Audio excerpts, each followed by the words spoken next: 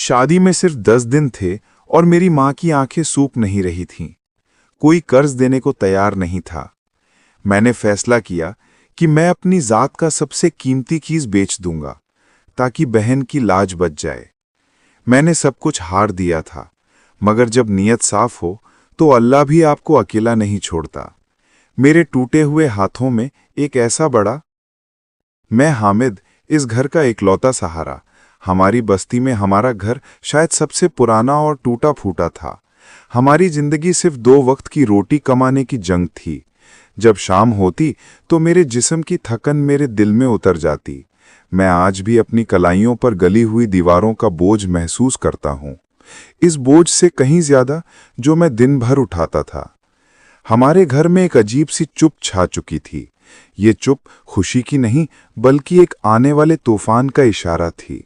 मेरी छोटी बहन, मेरी प्यारी असीला की शादी तय हो चुकी थी। तारीख करीब थी, सिर्फ 12 या 10 दिन का वक्त बाकी था। मैंने अपनी माँ बेगम फातिमा को देखा। वो चूल्हे के पास खामोशी से रोटियां सेक रही थीं, मगर उनकी आंखें बार बार छलक पड़तीं। उनके चेहरे पर पड़ी झुर्रियां गरीबी की दास्तान सुना रही थीं। हाय अल्लाह, हम कैसे करेंगे, वो धीमी आवाज में कहती। बगैर जहेज के बेटी को कैसे रुखसत करेंगे? लोग क्या कहेंगे? क्या हम अपनी सारी इज्जत इस गरीबी पर कुर्बान कर देंगे? माँ का रोना मुझे जिस्मानी दर्द से ज्यादा तकलीफ देता था। वो सिर्फ एक माँ नहीं, बल्कि मेरे मरहूम बाप की इज्जत की मुहाफिज थीं। उनके आंसू मुझे हर तरह से बेबस कर रहे थे। मेरे लिए ये शर्मिंदगी बर्दाश्त करना किसी मौत से कम न था। जब मैं असीला को देखता तो मेरा दिल टुकड़े टुकड़े हो जाता था। वो कोने में बैठी होती, अपना सर घुटनों में छिपाए हुए, और धुंधली सिसकियां लेती। वो समझती थी कि वो हम पर बोझ है। उसकी शादी का सामान ना होना उसे एक बड़ी बीमारी की तरह अंदर ही अंदर खा रहा था। एक रात जब वो अकेली बैठी थी, मैं इसके पास गया और इसके कांधे पर प्यार से हाथ रखा। मेरा हाथ सख्त था, मगर मेरी नीयत में नरमी थी। क्या मैं बोझ हूं भाई? उसने अपना सवाल मेरी तरफ फेंका। ये सवाल नहीं, बल्कि उसकी बेबसी का इकरार था। मैंने उसे गले लगाया। नहीं मेरी जान, तू तो मेरी सबसे बड़ी ताकत है। बेटियां बोझ नहीं, रहमत होती हैं। मैंने अपने लफ्जों से उसे झूठी तसल्ली दी, मगर मेरे दिल में एक पुख्ता इरादा बन चुका था। मैंने अपने आप से वादा किया कि मैं इस मुश्किल को हल करूंगा, चाहे इसके लिए मुझे खुद को खत्म ही क्यों ना करना पड़े। मेरी आंखों में अब कोई ख्वाब नहीं था, सिर्फ एक मकसद था, मेरी बहन की इज्जत और मेरी माँ का सुकून। इस मकसद के लिए मैंने अपने सारे उसूल, अपने सारे ख्वाब भुला दिए। मुझे मालूम था कि इसके लिए मुझे बहुत बड़ी कीमत चुकानी पड़ेगी। मैंने असीला को ये कह के चुप करा दिया था कि सब ठीक हो जाएगा, तो मुझे खुद पर जोरदार हंसी आई। कैसे ठीक हो जाएगा? मेरे पास सिवाय मुट्ठी भर मजदूरी के और कुछ नहीं था। शादी में सिर्फ 10 दिन बाकी थे। ये 10 दिन मुझ पर सदियों की तरह बोझिल थे। मैंने सोचा कि क्यों ना किसी से कर्ज ले लिया जाए। ये मेरी फितरत में नहीं था, मगर कोई और रास्ता नहीं था। मैंने फैसला किया कि मैं अपनी ईमानदारी को गिरवी रखकर कुछ वक्त के लिए 20,000 रुपए ले आऊंगा, ताकि शादी की बुनियादी ज़रूरतें पूरी हो जाएं। मेरे दिल में थोड़ी सी उम्मीद थी कि गांव के मालदार लोग, जिनकी मैंने जिंदगी भर मजदूरी की थी, वो मेरी मजबूरी समझेंगे। मैं एक पुराने और अमीर ठेकेदार सेठ जी के पास गया। वो सोने के जेवरात में लदे बैठे थे। मैंने अपना सर झुका लिया और इंतहाई आजिज़ी से उनके सामने अपनी परेशानी रख दी। सेठ जी, आप मेरे बाप की जगह हैं। मेरी बहन की शादी है और हाथ खाली है। सिर्फ कुछ रकम की मदद कर दीजिए। आप जो कहेंगे मैं वो जमानत दूंगा। मैं आपके लिए अपनी जान भी हाजिर कर दूंगा, लेकिन मुझे अपनी बहन की इज्जत बचानी है। सेठ जी ने मेरी तरफ देखा। उनकी नजरों में हमदर्दी नहीं थी, सिर्फ एक शदीद हिकारत थी। अच्छा हामिद, तुम्हें कर्ज चाहिए? उन्होंने कहा और जोर से खांसे। ये किसने तुम्हें सिखा दिया कि तुम अपनी चादर से ज्यादा पांव फैलाओ? तुम्हारे पास क्या है गिरवी रखने को? तुम्हारे जैसे गरीब को कर्ज कौन देगा? जा, ये झूठे ख्वाब देखना बंद कर। बेटी की शादी सादगी से कर दे। ये अल्फाज मेरे कानों में एक तेज धार चाकू की तरह उतर गए। मैं सर झुकाकर वापस पलटा। अगली 2 शामों तक मैंने हर उस दरवाजे पर दस्तक दी जहां मुझे उम्मीद की हल्की सी किरण भी नजर आई, मगर हर जगह एक ही जवाब मिला, गरीब को कोई सहारा नहीं देता। मैं रात को अपने कच्चे सहन में चारपाई पर लेटा आसमान के तारों को घूर रहा था। मुझे एहसास हुआ कि ये दुनिया सिर्फ खुदगर्जी से चलती है, मेरा कोई सहारा नहीं है। अब मुझे वो रास्ता अपनाना पड़ा जिसके बारे में सोचते ही मेरा दिल डूब जाता था। मेरे पास मुस्तकबिल की सिर्फ 2 ही बुनियादें थी, मेरी बचाई हुई पूंजी जो शहर में तालीम और बेहतर रोजगार के लिए थी, और मेरी मोटरसाइकिल जो मेरी कमाई का वाहिद जरिया और मेरी आज़ादी की अलामत थी। अगर मैं ये दोनों चीजें बेच दूं तो शायद शादी के लिए सामान पूरा हो जाए, लेकिन ये क्या फैसला था। मोटरसाइकिल के बगैर मैं दूर दराज की मजदूरी के लिए नहीं जा सकता था।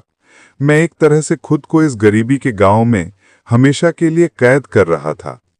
यह सिर्फ पैसे का सौदा नहीं था, ये मेरे ख्वाबों की मौत का ऐलान था। शहर जाने का मेरा वो ख्वाब जो मुझे हर दिन मजदूरी के लिए हौसला देता था, अब हमेशा के लिए खत्म हो जाता। मैंने एक तवील ठंडी आह भरी। मेरे अंदर का इंसान रो रहा था, मगर मेरे अंदर का भाई फैसला कर चुका था। बहन की इज्जत की कीमत मेरी आज़ादी से ज्यादा थी। मैंने फैसला किया कि किसी को इस बात का पता नहीं चलना चाहिए, खास तौर पर माँ और असीला को नहीं, वो मेरे लिए एक और बोझ महसूस न करें। अगली सुबह मैंने सबसे छुपकर अपनी मोटरसाइकिल निकाली। शहर के बाहर एक पुरानी दुकान पर मैंने उसे अधम कीमत पर बेच दिया। वो मोटरसाइकिल जिसे मैंने खुद अपनी मजदूरी से खरीदा था, आज मेरे हाथों से निकल गई। जब पैसे मेरे हाथ में आए तो उनकी गर्मी में भी मुझे अपने मुस्तकबिल के बिखर जाने का शदीद एहसास हुआ। मैंने वो पैसे और अपनी बचत की रकम मजबूती से छुपा ली। आज मैंने एक कुर्बानी दी थी। मैंने अपना मुस्तकबिल अपनी बहन के लिए बेच दिया था। जब मैं घर लौटा तो मैं बज़ाहिर खामोश था, मगर मेरे अंदर एक बहुत बड़ा दर्द छुपा हुआ था। मेरी आंखें मुस्कुरा रही थी, मगर दिल पर एक बोझ था। मैंने अपना काम कर दिया था, अब मुझे सिर्फ इस शादी के दिन का इंतजार था। मेरी कुर्बानी के सिर्फ 3 दिन बाद वो सारा सामान जो हमारी जरूरत था घर में आ चुका था। माँ हैरान थीं, खुश भी, मगर एक अजीब सी खामोशी उनके होठों पर थी। उन्होंने मुझसे कभी नहीं पूछा कि ये पैसा कहाँ से आया। शायद वो जानती थीं कि सवाल का जवाब उनके लिए नया बोझ बन जाएगा। फिर वो दिन आया, शादी का दिन। हमारा छोटा सा घर आज रोशनियों में नहा रहा था। महल्ले और गांव के लोग हैरत से देख रहे थे कि इतने गरीब घर में इतनी शान से तैयारी हो रही है। असीला, मेरी बहन, आज सबसे खूबसूरत लग रही थी। जब मैंने उसे लहंगे में देखा तो मेरी आंखों में एक लम्हे के लिए आंसू आ गए। ये खुशी के नहीं थे, बल्कि ये मेरे ख्वाबों की आखिरी रुखसती थे। मैं सारा दिन मसरूफ रहा, मेहमानों से मिला, रिश्तेदारों को सलाम किया। हर कोई मुझे देखकर खुश था। लोगों को लगा कि मैं बहुत खुश हूं। देखो हामिद कितना खुश है, एक चची ने मां से कहा। अल्लाह ने तुम्हारी मदद कर दी। मैंने मसनूई मुस्कुराहट अपने चेहरे पर कायम रखी। मेरा चेहरा तो हंस रहा था, मगर मेरा दिल बुरी तरह रो रहा था। मैं हर उस शख्स से आंखें चुराता था जो मेरी आंखों में झांकने की कोशिश करता, क्योंकि मैं जानता था कि मेरी आंखों के अंदर एक गहरा दर्द छुपा हुआ था। वो मेरी बिकी हुई मोटरसाइकिल का दर्द था, मेरे हमेशा के लिए खोए हुए मुस्तकबिल का दर्द था। जब बारात आई और जब असीला की रुखसती हुई तो मैं खामोश खड़ा रहा। मैंने अपनी बहन को इसके नए सफ़र पर भेजा और दिल में कहा, मेरी बहन जा और खुश रह। तेरा भाई हार गया है, मगर तू जीत गई है।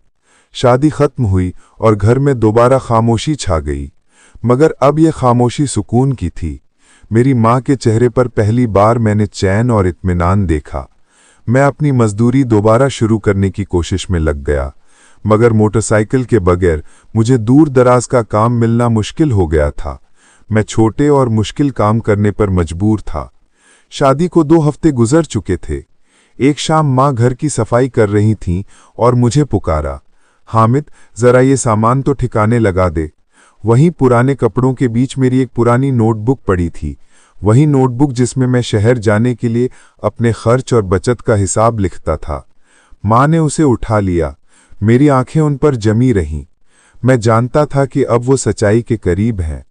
माँ ने जैसे ही वो सफ़ा खोला जहां मैंने मोटरसाइकिल बेचने का हिसाब लिखा था और इसके नीचे एक जज्बाती जुमला लिख दिया था, उनके हाथ कांपने लगे।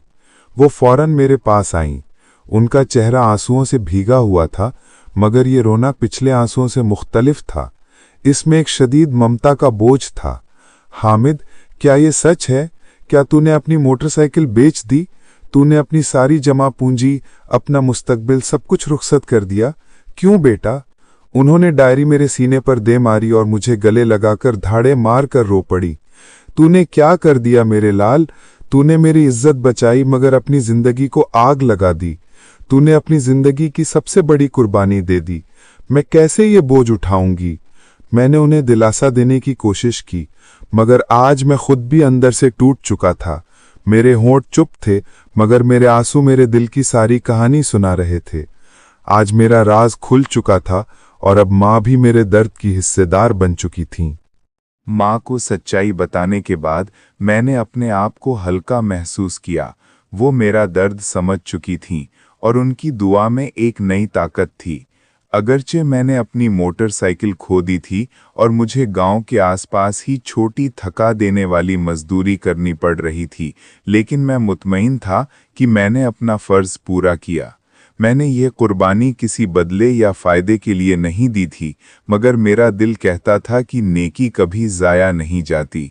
एक दिन मैं अपने पुराने ठेकेदार के लिए एक छोटे से गोदाम पर काम कर रहा था। वो ठेकेदार जो मुझसे कभी हिकारत से बात करता था, अचानक इस ठेकेदार के साथ एक बहुत बड़ा कॉन्ट्रैक्टर भी आ गया। ये शहर के एक मारूफ आदमी थे जिनके पास बड़े बड़े मंसूबे थे। ठेकेदार ने मेरा तारुफ इस बड़े कॉन्ट्रैक्टर से कराया। ये हामिद है, ठेकेदार ने कहा। बहुत मेहनती है मगर बहुत गरीब है। बड़े कॉन्ट्रैक्टर ने मुझे कुछ देर खामोशी से देखा, फिर वो मेरे पास आए। तुम वही हामिद हो जिसने हाल ही में अपनी बहन की शादी के लिए अपनी कमाई का जरिया बेच दिया? उन्होंने पूछा। मैंने सर झुका लिया। मुझे हैरत हुई कि ये बात उन तक कैसे पहुंची। गांव छोटा था और सच्चाई छुपती नहीं। बेटा, मैं तुम्हें यहां देखकर हैरान हूं, कॉन्ट्रैक्टर ने नरमी से कहा। मैं तुम्हारे पुराने ठेकेदार के साथ काम कर रहा था और मुझे तुम्हारी ईमानदारी और कुर्बानी का सारा किस्सा मालूम हुआ। मेरे लिए ये लम्हा किसी मौजज़े से कम नहीं था। सुन हामिद, बड़े कॉन्ट्रैक्टर ने कहा, मुझे मेहनती मजदूरों की नहीं, ईमानदार साथियों की ज़रूरत है। तुम्हारी नीयत और तुम्हारा इखलाक ये साबित करता है कि तुम भरोसे के काबिल हो।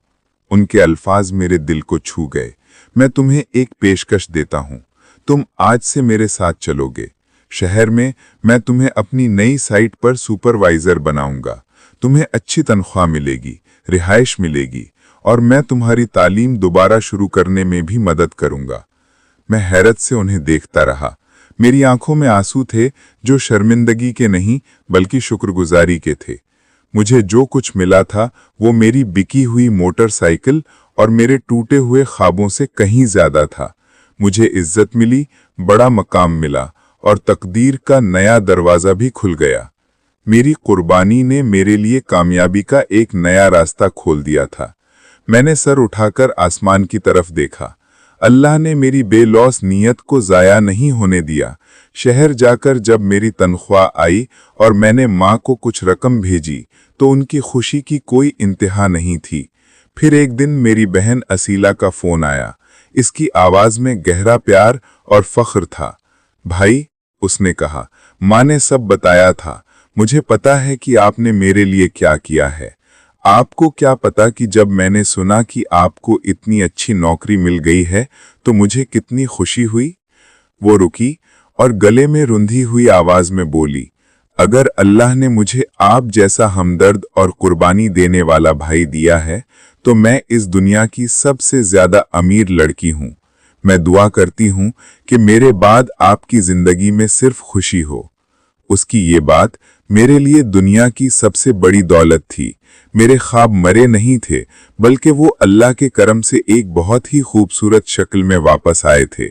जब किसी इंसान का फैसला सिर्फ अपनी जात के लिए नहीं बल्कि दूसरों की खुशी और इज्जत के लिए होता है और वो बगैर किसी लालच के कुर्बानी देता है, तो अल्लाह इसकी नीयत को कभी जाया नहीं जाने देता, बल्कि उसे पहले से बेहतर तरीके से नवाजता है।